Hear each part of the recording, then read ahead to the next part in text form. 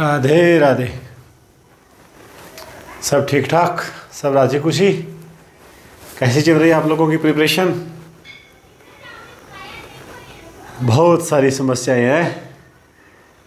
हाँ, ये तो देखो प्रोसेस है और ये सब प्रोसेस का पार्ट है।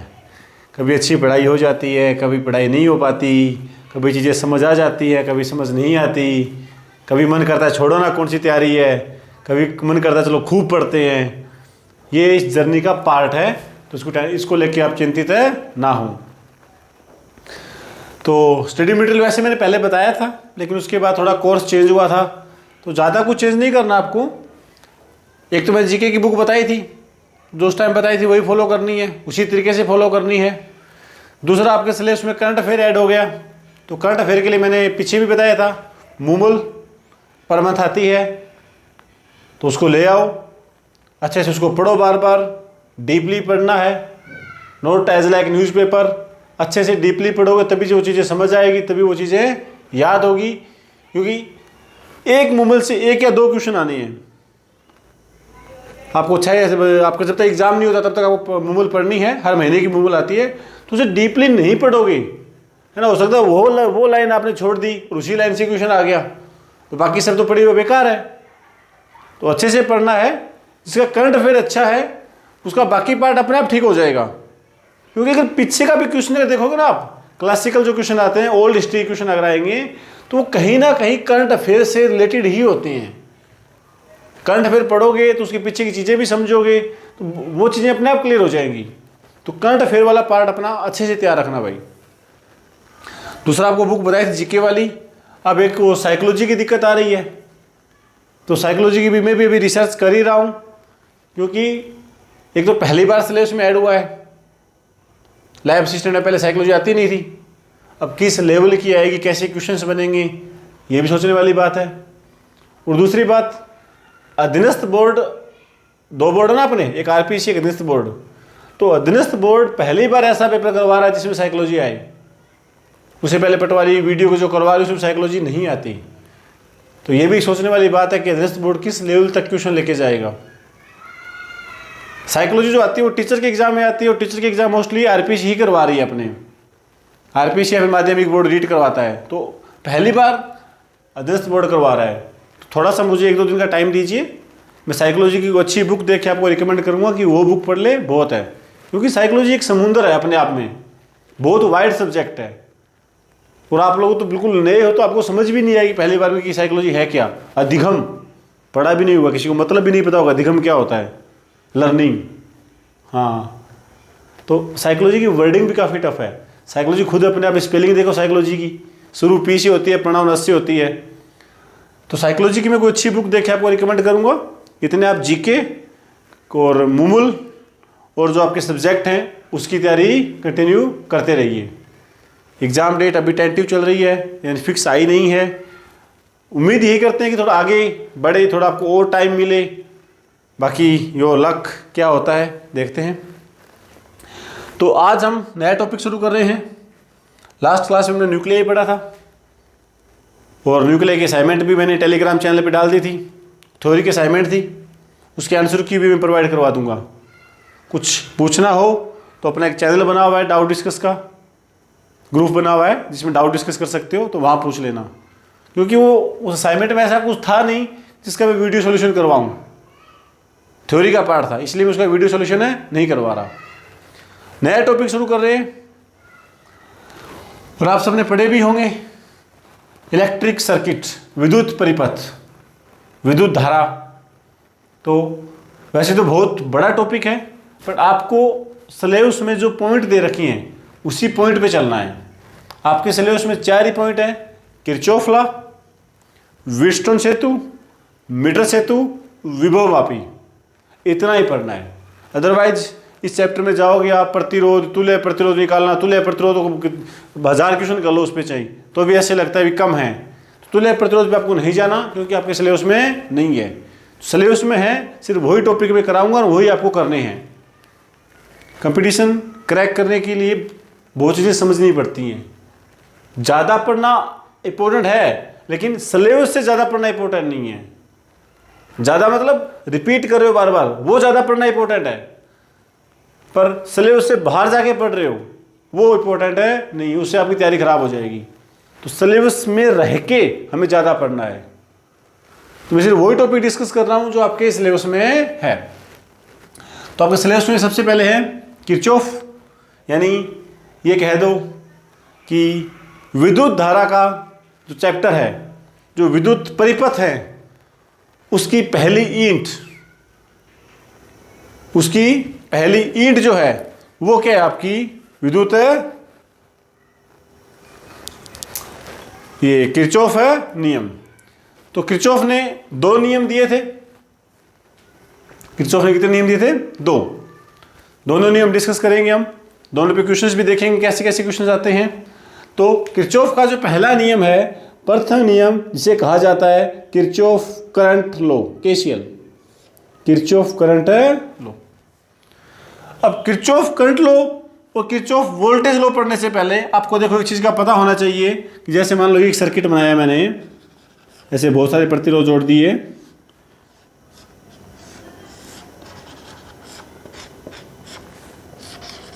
जैसे ये मैंने कोई परिपथ एग्जाम्पल बनाया है,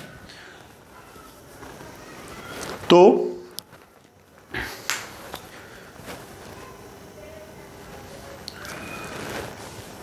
इसमें आपको कुछ एक पॉइंट्स क्लियर होने चाहिए। कुछ पॉइंट्स क्या क्लियर होने चाहिए कि जैसे सारे को क्या कहते हैं? विद्युत परिपथ। अब जहां ये पॉइंट्स हैं, जैसे ये वाला पॉइंट है, ये वाला पॉइंट्स है, उन पॉइंट्स को क्या कहा जाता है? उस पॉइंट को कहा जाता है जंक्शन। क्या कहते हैं? जंक्शन। हिंदी में क्या कहते हैं? संधि। जैसे ये है एक वायर, इसे क्या कहते हैं? ब्रांच, शाखा। ये क्या है? ब्रांच। ये क्या है? ब्रांच। जहां 2 और 2 से ज्यादा ब्रांच आके मिले वो क्या कहलाती है? हमारी जंक्शन कहलाता है। दूसरा वर्ड आपको क्लियर होना चाहिए, लूप। लूप भी कहते हैं, इसे मैश भी कहते हैं। लूप मैश मतलब ये चीज, A B C D A। Loop कौन है?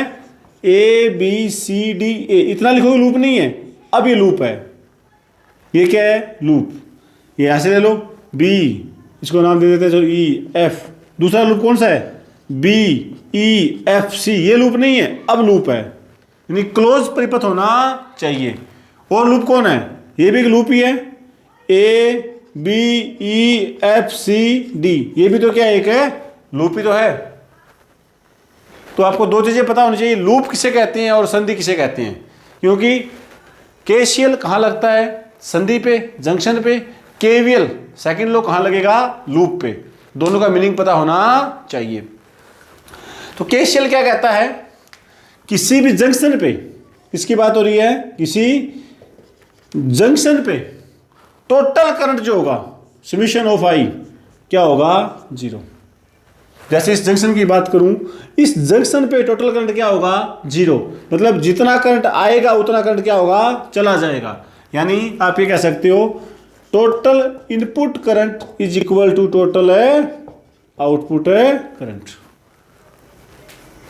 एक जंक्शन पे टोटल करंट क्या रहेगा? 0। अब यहां से क्वेश्चन क्या पूछेगा? ये स्टेटमेंट तो देखो आपसे पूछने से रहा, या तो इसमें क्या आएगा? न्यूमेरिकल, या इसके ऊपर एक बात पूछेगा, केसीएल लॉ जो है, ये इंपॉर्टेंट लाइन है भाई, फिजिक्स के किस मूलभूत प्रिंसिपल पे, फंडामेंटल प्रिंसिपल पे आधारित है। देखो फंडामेंटल प्रिंसिपल जो आप 11वीं क्लास से पढ़ते आ रहे हो, तो केसीएल जो है वो किस नियम पे आधारित है? ये नियम पढ़ा क्या आपने कभी? आवेश संरक्षण का नियम पढ़ा होगा। तो ये इंपॉर्टेंट है, ये क्वेश्चन पूछा जा सकता है। केसीएल लॉ जो है वो किस मूल संरक्षण नियम पर आधारित है? तो किस पे? आवेश संरक्षण के नियम पर आधारित है। एक बात ये पूछेगा। दूसरा अगर क्वेश्चन पूछेगा, सिंपल क्वेश्चन से अगर पूछे जाएंगे, देखो एग्जाम में सारे क्वेश्चन टफ नहीं आते, एग्जाम में कुछ हल्के क्वेश्चन भी आते हैं, इजी क्वेश्चन भी आते हैं, वो भी हमें आने चाहिए। तो कुछ अगर इजी क्वेश्चन आएगा तो ऐसे क्वेश्चन बन जाएगा। देखो सिंपल सा क्वेश्चन बनेगा कि जैसे ये बनाया मैंने, ये मैंने कहा 1 एम्पियर, ठीक है, 0.5 एम्पियर, 2 एम्पियर। यहाँ कितना करंट आएगा, तो डायरेक्शन बताना है इस पे, यानी x का कहते हैं, x की वैल्यू क्या होगी, ये पूछ लेगा आपसे, x की वैल्यू क्या होगी, ऐसे क्वेश्चन पूछेगा। तो हो गया वो आपसे अब तक, तो समझा की बात। क्या करना है, 1.5 सेम डायरेक्शन में आ रही है, यहाँ की कितना हो गया 1.5, 1.5 इधर 2 जा रहा है, तो मतलब इसका मतलब क्या है, यहाँ कितना आ रहा है, यहाँ 0.5 आएगा, 0.5 इधर से आया, 1.5 इधर से आया, तभी तो क्या बना 2 बना ना। तो x की वैल्यू कितनी हुई 0.5। तो सिंपल क्वेश्चन आपसे ऐसे पूछे जा सकते हैं। अभी सर्किट कैसा भी बना के दे सकते हैं, तो इसमें कोई रॉकेट साइंस नहीं लगानी, इजी सा काम है, कर दोगे ना आप तो। हाँ, कोई भी करंट, जैसे ये वैल्यू भी पूछ सकते हैं आपसे, कोई बड़ी बात नहीं है। ऐसे कितने भी इसकी बना सकता है वो लाइनें, इसमें कंफ्यूज होने की जरूरत है नहीं है, ऐसे कुछ भी बना दें।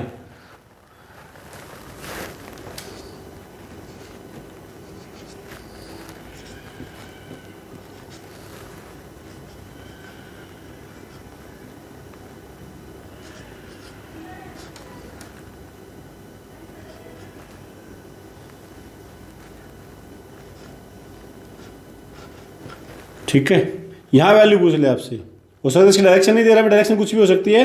x की वैल्यू बताओ, x की वैल्यू क्या होगी, क्या करना है, सिंपल 0.3 इधर से आया, 0.4 इधर से आया, यहाँ कितना हो गया 0.7, यहाँ कितना आ रहा है 0.7 ही आ रहा है, 0.2 आ रहा है। ये कन्फ्यूज करने के लिए इसका कोई मतलब नहीं है हमें।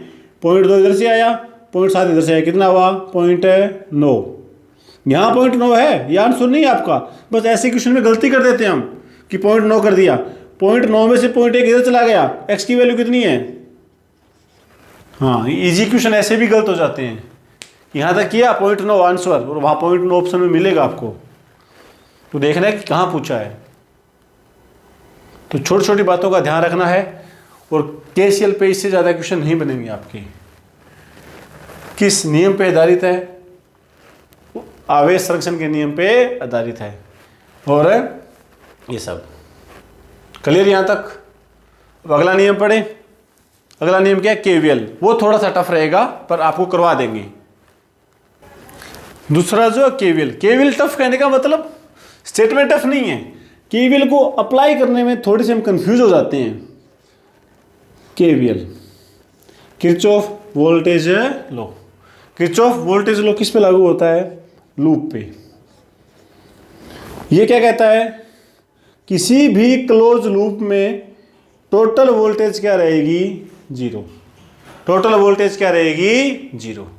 हालांकि इसे ऐसे भी लिख देते हैं, लिखने का तो ये तरीका भी है, ऐसे भी लिख देते हैं कि लूप के अंदर क्या होती है, बैटरी होती है और क्या होता है, रेजिस्टेंस होता है। तो बैटरी एक साइड लिख लो और रेजिस्टेंस को एक साइड कर लो, प्लस माइनस का नियम देखेंगे कैसे होता है, ऐसे भी कर सकते हैं हम। तो जितने तरीकों से पढ़ने चाहो उतने तरीकों से पढ़ लो, कंफ्यूज जितने ज़्यादा तरीकों से पढ़ोगे उतने ज़्यादा तरीकों से कंफ्यूज हो जाओगे। इंपॉर्टेंट लाइन क्या है, किस नियम पे आधारित है, ये याद रखना भी, क्वेश्चन काफ़ी बार पूछा भी गया है। एनर्जी कंजर्वेशन नियम पे आधारित है। केवीएल किस नियम पे आधारित है, किरचॉफ वोल्टेज लॉ पर आधारित है। इसको अप्लाई करना आना चाहिए। अप्लाई करने वाला थोड़ा सा टास्क क्या होता है, टफ होता है। तो इसकी मैं आपको एक ट्रिक टाइप मान लो, या एक विधि बताऊंगा। हो सकता है आपने स्कूल में अलग तरीके से पढ़ा हो, किसी अलग बुक में अलग तरीके से दे रखा होगा, लेकिन सबका रिजल्ट एक ही आएगा। किसी भी तरीके से पढ़ लेना, बात सबकी एक ही आएगी। इस बैटरी का नाम दिया मैंने E1, इसका रेजिस्टेंस का नाम R1, इसको R2, इसको R3, इसको E3। लूप बना देते हैं। सिर्फ एक ही नियम बताऊंगा भाई, उसी तरीके से आपको पढ़ना है। Okay, it's compulsory. अब इस परिपथ में करंट बह रहा है, मान लेते हैं this is the direction of I1, इसमें प्लस माइनस ऐसे बह रहा है, ठीक है, दिस इज डायरेक्शन ऑफ हालांकि मैं समझाने के लिए ताकि और अच्छा एग्जाम्पल बन जाए ऐसे कर देता हूँ ताकि आपको और ज़्यादा अच्छे से समझ आए। This is the direction of I2। नियम कैसे लगाना है, सिंपल सा बेसिक नियम याद रखना है आपको।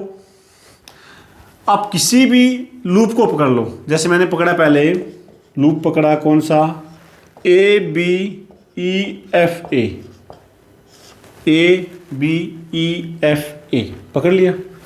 इसका एक स्टार्टिंग पॉइंट ले लो जहां आपका मन करे, जहां से चलना है वहां से क्या ले लो स्टार्टिंग है पॉइंट। जैसे मान लो मैं यहाँ से चलना पसंद करता हूँ, इच्छा है मेरी। अब ये भी आपकी चॉइस है कि क्लॉकवाइज चलना है कि एंटी क्लॉकवाइज चलना है, इट्स योर चॉइस, जैसे मर्जी चल लेना। अब देखो ये बैटरी का क्या सिरा है माइनस, ये बैटरी का सिरा कौन सा है प्लस, ठीक है। अब देखो करंट ऐसे बह रहा है, I1 करंट ऐसे आ रहा है ना, दिस द डायरेक्शन ऑफ है I1। इस प्रतिरोध में I1 करंट बह रहा है R1 में। अब इतना हमें पता है करंट हमेशा हाई पोटेंशियल से लो पोटेंशियल की ओर बहता है, उच्च विभव से निम्न विभव की ओर बहता है, पता है ना। इसमें यूं करंट जा रहा है, इसका मतलब ये सिरा में क्या मान लूं प्लस, ये सिरा क्या मान लूं, अभी तो करंट यूं जाएगा ना। एक सिरा मैंने क्या माना प्लस, एक सिरा मैंने क्या माना माइनस। अब इसमें से I1 करंट नीचे आ रहा है, अपने I1 पे बात करते हैं एक बार। I1 करंट नीचे आ रहा है, I1 नीचे आ रहा है, तो ये सिरा क्या है प्लस, ये सिरा क्या है माइनस। I2 की बाद में बात करेंगे हम, यहाँ तक कोई दिक्कत परेशानी, प्लस माइनस बना दोगे भी। करंट हाई पोटेंशियल से लो पोटेंशियल की ओर बहता है। अब आप यहाँ खड़े हो, आप चलो क्लॉकवाइज चलना पसंद करते हो, तो इतनी बात याद रखनी है, जिस सिरे से आप बाहर निकल रहे हो, जिस सिरे से आप बाहर निकल रहे हो वो सिरा आपको निशान बताएगा। सिरा मतलब टर्मिनल, जैसे मैं यहाँ से चला, मेरे पास यहाँ तो कुछ है नहीं, यहाँ पोटेंशियल आया, विभव आया कितना E1, तो मैंने क्या लिख दिया E1। अब E1 प्लस का है कि माइनस का कौन बताएगा, मैं बाहर निकला, इससे बाहर निकला तो किस सिरे से निकला प्लस से, किससे निकला प्लस से, तो क्या लूँगा प्लस का E1, ठीक है। आप इधर आए, करंट है प्रतिरोध है, करंट को प्रतिरोध से गुणा करो, I1 गुणा R1 क्या बनता है विभव बनता है, बन गया। प्लस की माइनस, यूं निकल रहे हो आप, किस सिरे से निकल रहे हो माइनस से निकल रहे हो, तो क्या ले लो माइनस। जिस सिरे से बाहर निकल रहे हो वो वैल्यू लेनी है। यहाँ आ जाओ, आपको तो यूं चल के आना है ना, क्योंकि हमारा लूप ये है। तो I1 R3, I1 है R3, किस सिरे से बाहर निकल रहे हो, बाहर निकलने का सिरा कौन सा है माइनस, ले लिया। अब ये प्लस माइनस को कर लो साफ, यहां तक कोई दिक्कत परेशानी। अब और I2 करंट देखो, I2 करंट भी ऐसे बह रहा है, ऐसे करंट कौन है I2 ऐसे आएगा नहीं आएगा, यानी R3 में से I2 भी तो गुजर रहा है ना, इसको भी ध्यान रखना है। I1 भी गुजर रहा है, I2 भी गुजर रहा है। I1 की फाइल तो हमने निपटा दी। अब इसकी बात करते हैं, क्या बनेगा I2 R3। I1 को भूल जाओ आप, करंट यूं जा रहा है, मतलब ये सिरा क्या है प्लस, ये सिरा क्या है माइनस, ऐसे ही है। अब आप कैसे चल रहे थे, आपके चलने डायरेक्शन क्या थी, आप तो यूं चल के आ रहे थे, कंफ्यूज तो नहीं हो रहे ना। ये तो मैंने I2 की बनाया है, I2 यूं जा रहा है प्लस से माइनस, आपकी डायरेक्शन तो वही रहेगी ना, आप तो यहाँ से चले थे, यूं चल के आ रहे हो यूं। आप I2 के लिए किस सिरे से बाहर निकलोगे प्लस के सिरे से, तो क्या बन जाएगा प्लस। ये भी वोल्टेज है, ये भी वोल्टेज है, ये भी वोल्टेज है, ये भी वोल्टेज है, सबका जोड़ के आएगा 0, जोड़ के आएगा 0। चलो समझ आया, आप इसका बना के दिखाओ मुझे पहले, है ना। देखो करने से होगा, ऐसे बैठे बैठे समझ आ जाता है, लेकिन ट्राई करो इसे। हाँ ट्राई करो, इधर वाला, हाँ वीडियो को पॉज कर, हाँ दबाओ अंगुली, ट्राई करो इसे ईमानदारी से। मैं कराऊँ, कहाँ से चलना है बताओ, कहाँ से चलें, सी से चलें, चलो सी से चल लेते हैं। कैसे चलें? इस बार यूँ चलते हैं ना, यूँ। मज़ा आ रहा है? देखते हैं ट्राई करके। ये I2 ये ऐसा I2 आ रहा है, I2 ऐसे बह रहा है ना। ये सिरा क्या है? प्लस, ये सिरा क्या है? माइनस। I2 के लिए ये चीज़ें हैं, बन गया। यहाँ से चले आप, कौन आया? R2 आया। क्या लिखा? I2 R2। किस सिरे से आप ऐसे चल रहे हो? किस सिरे से बाहर निकले? प्लस के सिरे से, ठीक है। अब आप यूँ आए, कौन आया? I2 R3। कौन आया? I2 R3। किस सिरे से बाहर निकल रहे हो? प्लस के सिरे से। आप तो यूँ चल रहे हो ना, क्या आएगा? प्लस। फिर यूँ चलते चलते चलते आप आए E2 पे। E2 का सिरा कौन सा आएगा? माइनस, क्योंकि आप यूँ बाहर निकल रहे हो। लेकिन एक चीज़ छोड़ दी, कौन? I1 लिखना है तो I2 को साफ कर दो ताकि हमें कन्फ्यूज ना हो। ये करंट कौन सा है? I1, यानी ये प्लस और ये माइनस। I1 ले लिया। अब आपके चलने डायरेक्शन तो वही रहेगा ना, वैसे ही चल रहे थे। तो I1 के लिए क्या आएगा? Minus I1 R3। क्यों आया? समझ आई बात? क्या ये दोनों बात समझ आई? हो सकता है आपने 12th क्लास में अलग तरीके से पढ़ा हो, लेकिन लास्ट में समीकरण यही बनेगी। कई ऐसे भी पढ़ते हैं कि बैटरी एक साइड कर लेते हैं और बाकी सब चीज़ें एक साइड पर कर लेते हैं। कई करंट की चलने की डायरेक्शन पॉजिटिव, करंट के अपोजिट नेगेटिव, ऐसे भी पढ़ लेते हैं। वो अपना अपना तरीका है। अगर पहले से पढ़ा हुआ है, पहले वाला तरीका समझ आया हुआ है, द बेस्ट है, कोई दिक्कत नहीं है। अगर पहले वाला नहीं समझ आया हुआ, इरेज हो गया मेमोरी से, तो ये वाला देख लो। मैं फिर रिपीट कर रहा हूँ, करना क्या है? आपको एक चलने की डायरेक्शन पकड़नी है बस। कहीं क्लॉकवाइज, एंटी क्लॉकवाइज आपकी चॉइस है।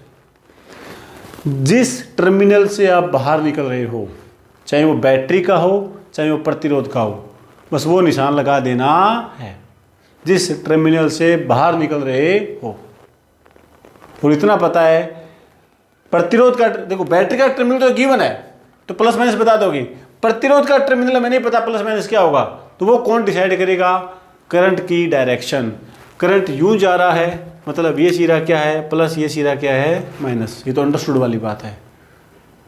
तो कम समझ आया तो मैं रिपीट कर देता हूँ एक बार इसको। देखो, हमें यहाँ से चले, E1 ऐसे निकले, E1 के प्लस सिरे से बाहर निकले, E1 प्लस का।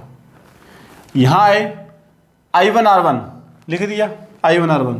यूं जा रहे हैं, ये सिरा कौन सा है? माइनस का ले लिया। I1 यूं जा रहा है, यूं बाहर निकले, I1 है R3, कौन सा सिरा? माइनस का। लेकिन हमें पता है इस बैटरी के कारण भी तो इसमें करंट बहेगा। वो करंट ऐसे अपोजिट बह रहा है, तो उसके लिए क्या हो जाएगा? Plus I2 R3 equal to 0। ये दूसरा लूप मैंने करवा दिया। नहीं समझ आए तो एक बार वीडियो को थोड़ा वापस लेके जाओ, फिर समझो। फिर भी ना समझ आए तो डिस्क्रिप्शन में मैसेज छोड़ देना है। हाँ, मैसेज मतलब नीचे व्हाट्सअप नंबर है, टेलीग्राम नंबर है, उसमें मैसेज छोड़ देना, फिर पर्सनली देख लेंगे, आपको बता देंगे।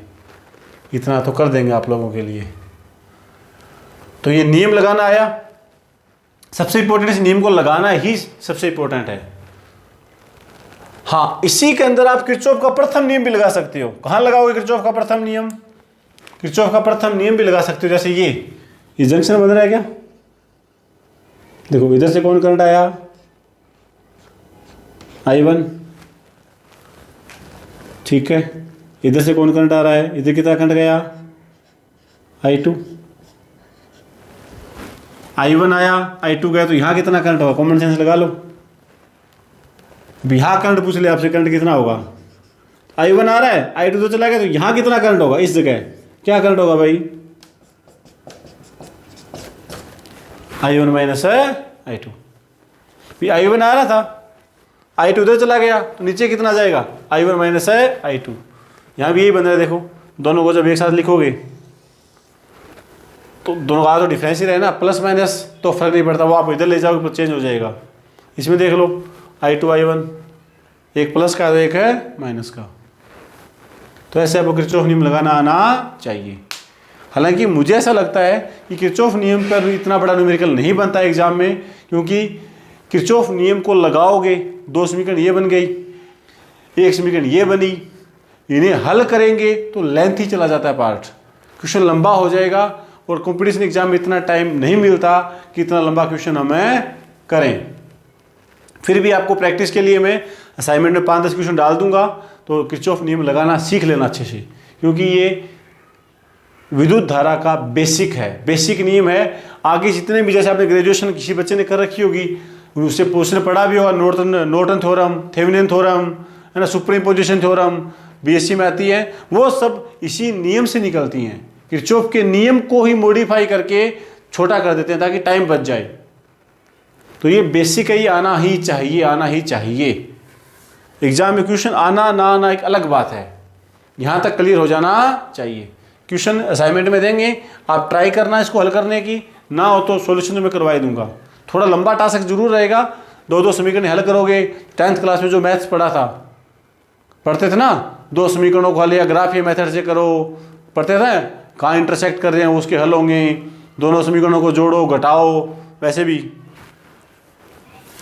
ट्राई करना, ना होगा तो कोई बात नहीं, हम हैं आपके साथ। अगला जो पार्ट है, वहाँ से क्वेश्चन डेफिनेट बनेगा आपका, वहाँ से क्वेश्चन आना चाहिए एग्जाम में, मुझे भी ऐसा फील होता है। व्हीटस्टोन ब्रिज, नाम तो सबने सुना होगा, व्हीटस्टोन है सेतु। व्हीटस्टोन सेतु में क्या होते हैं, 4 रेजिस्टेंस लगे होते हैं, सुनिए ना आपने। हाँ, एक सुकेरी है, ये कुछ नहीं है, टेढ़ा बना देते हैं, जैसे लगता है पता नहीं क्या बना दिया। एक वर्ग ही तो है, और वर्ग के कितने होते हैं, 2 डायगोनल होते हैं, विकिरण होते हैं। एक तो ये वाला विकिरण है, इस विकिरण पे क्या लगा देते हैं, धारामापी। एक ये वाला विकिरण, तो यहाँ क्या लगा दो, बैटरी। अंदर ना दिखाने की बजाय बाहर दिखा देते हैं, दिस इज ए बैटरी। ठीक है, ये व्हीटस्टोन सेतु है, नाम पढ़ा होगा, सुना होगा। व्हीटस्टोन सेतु काम क्या आता है, पहले ये सुनो। जैसे मैंने कहा, इस वायर की रेजिस्टेंस कितनी है, इस वायर का प्रतिरोध कितना है, बताइए। किसी भी वायर का रेजिस्टेंस मेजर करने के लिए हम क्या करते हैं, इस युक्ति को काम में लेते हैं, इस डिवाइस को काम में लेते हैं। इस डिवाइस में क्या होता है, देखो, ये 2 रेजिस्टेंस होते हैं फिक्स, पी और क्यू। पी और क्यू क्या होते हैं, फिक्स।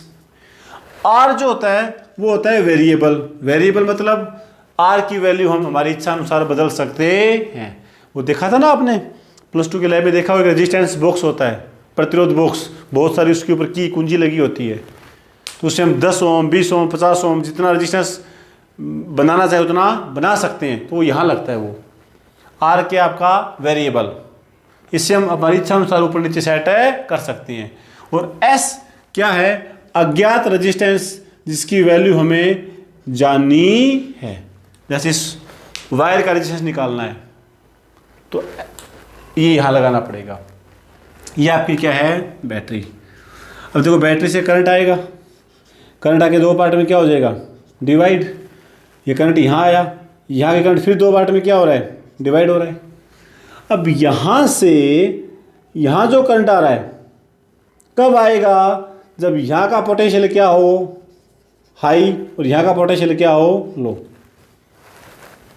विभव में अंतर हो, विभवांतर हो, तभी तो करंट आएगा। तो अगर इस रेजिस्टेंस की वैल्यू में बदलें, तो यहाँ इस तार का रेजिस्टेंस भी क्या होगा, विभव क्या होगा, बदलेगा। विभव क्या है, I गुणा R, R चेंज कर रहे हो तो विभव भी क्या होगा, बदलेगा। R को बढ़ाते जाओ, विभव बढ़ता गया, और विभव बढ़ते बढ़ते इस बिंदु का विभव और इस बिंदु का विभव आपस में क्या हो गया, इक्वल। दोनों का पोटेंशियल आपस में क्या हो गया, इक्वल। जब पोटेंशियल इक्वल हो जाता है, उस स्टेज को कहा जाता है क्या, बैलेंस्ड व्हीटस्टोन। बैलेंस्ड व्हीटस्टोन है ब्रिज, संतुलित व्हीटस्टोन। कब, जब this potential equal to this potential, या इसे दूसरी भाषा में कह दिया जाए, ये कह देंगे धारामापी में बहने वाली धारा क्या हो जाए, 0। क्योंकि जो विभव ही बराबर है, जैसे मान लो फर्श बिल्कुल प्लेन है, तो इस पर पानी फॉलो, पानी आपने डाला, पानी वहीं पड़ा रहता है। तो फर्श अगर टेढ़ा है तो पानी क्या करता है, गति। एक साइड फर्श क्या है, ऊंचा, एक साइड फर्श क्या है, नीचा, तो पानी क्या करता है, गति। फर्श प्लेन हो तो जहाँ पानी डालोगे वो पानी वहीं रह जाता है। सेम वही चीज़ है, यहाँ ए और बी क्या है, इक्वल है, यानी फर्श क्या है, प्लेन, तो इसमें से करंट का प्रवाह नहीं होगा। इस कंडीशन को क्या कहते हैं कि हमारा जो व्हीटस्टोन सेतु है वो क्या हो गया, संतुलित हो गया है। अब संतुलन की अवस्था में हम अगर इसके ऊपर किरचॉफ नियम लगाएं, जो कि आसानी से लगा सकते हैं, कैसे, ये आई करंट है, दो भागों में डिवाइड हो गया, I1 और I2। अब I1 का I1 यहाँ आएगा क्योंकि इधर तो करंट जा नहीं रहा, और ये I2 का I2 यहाँ आएगा, वापस क्या बन गया, I बन जाता है। तो इसके ऊपर जब आप किरचॉफ नियम लगाओ, कैसे, इस लूप पे लगाओ, एक लूप ये बन गया, एक लूप ये बन गया, एक पूरा लूप बन गया। किरचॉफ नियम लगा के समीकरण को सोल्व करोगे तो आपका जो रिजल्ट आता है वो क्या आता है, P/Q बराबर है R/S। पढ़ा होगा आप लोगों ने इसी जमाने में, दिस इज ए इम्पोर्टेंट। तो यहां से क्वेश्चन बनने के पूरे पूरे चांसेस है।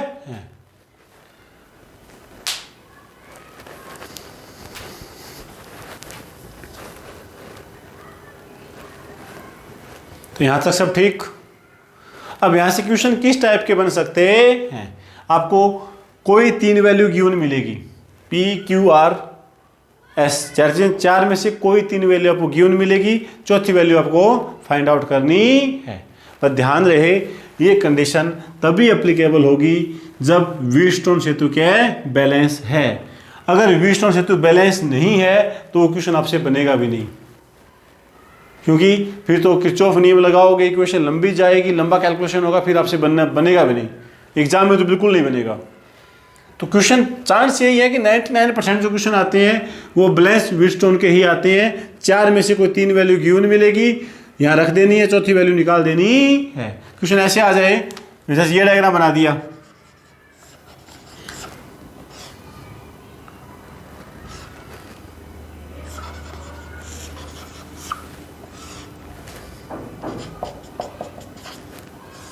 ऐसे क्वेश्चन बन के आ जाए आपका,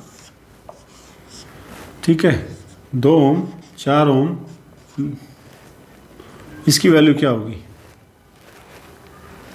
तो ये किसका काम कर रही है, पी का। ये पी देगा नहीं क्वेश्चन में, क्वेश्चन में सिर्फ ये पूछेगा आपसे, तो खुद को इससे क्या करना है, कंपेयर करना है। ये पी है, ये क्यू है, ये आर है, ये एस है। P/Q बराबर है R/S। कितना बन गया अभी, एस इतनी गुणा भाग तो आती होगी। तो ऐसे क्वेश्चन आएंगे तो आपको P/Q/R/S खुद बनाना पड़ेगा, क्योंकि यहां दे दिया करंट क्या है, 0। तो समझ जाओ ये चीज और ये चीज सेम है, सिर्फ इसकी शक्ल बदली है और कुछ नहीं बदला। तो यहां तक कोई दिक्कत परेशानी है तो बताओ। ऐसे क्वेश्चन आएगा तो अटेम्प्ट कर लोगे, बनते भी अटेम्प्ट करने। तो ये सब चीजें आप किसे सीखोगे, प्रैक्टिस से। तो इसकी मैं आपको किरचॉफ नियम की और व्हीटस्टोन सेतु की अलग से असाइनमेंट्स मिल जाएगी आपको, असाइनमेंट ट्राई करना। फिर आपके 2 टॉपिक और बचे हैं, मीटर ब्रिज और पोटेंशियोमीटर, उसकी आपको अलग से असाइनमेंट मिलेगी, अलग से ट्राई करना। यानी इस चैप्टर के आपको 2 असाइनमेंट मिलेगी। तो मैं ज़्यादा क्वेश्चन इसलिए नहीं करवा रहा क्योंकि फिर असाइनमेंट में क्वेश्चन करवा दूंगा एक साथ। तो एक बार आपको मैंने बेसिक्स बता दिया, +2 में आपने पढ़ा हुआ है, खुद ट्राई करना, और फिर हम नेक्स्ट वीडियो में सॉल्यूशन जब कराऊंगा तो आप उसमें साथ साथ देख लेना भी आपने कहाँ गड़बड़ की है, कहाँ सही किया है, कहाँ गलत की है। और एक बात फिर कहना चाहूँगा, असाइनमेंट OMR में करने की कोशिश किया करो, किया करो, किया करो।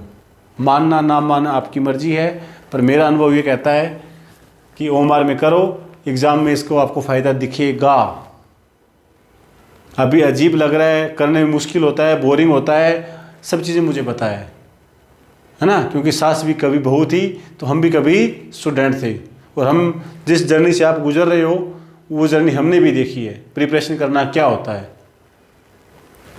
तो मेरा अनुभव ये कहता है, क्योंकि एग्ज़ाम में OMR में 2-3 क्वेश्चन गलत हो जाते हैं, इवन मैंने खुद किए हैं, फिर वो घर आके कहते हैं ये क्या हुआ। तो मेरा तो स्कोर काफ़ी अच्छा था, सिलेक्शन हो गया, वो 2-3 क्वेश्चन से फ़र्क नहीं पड़ा। पर आप में कंपटीशन टाइट है, अगर एक आधे क्वेश्चन से बाहर हो गए तो सोच के देखो।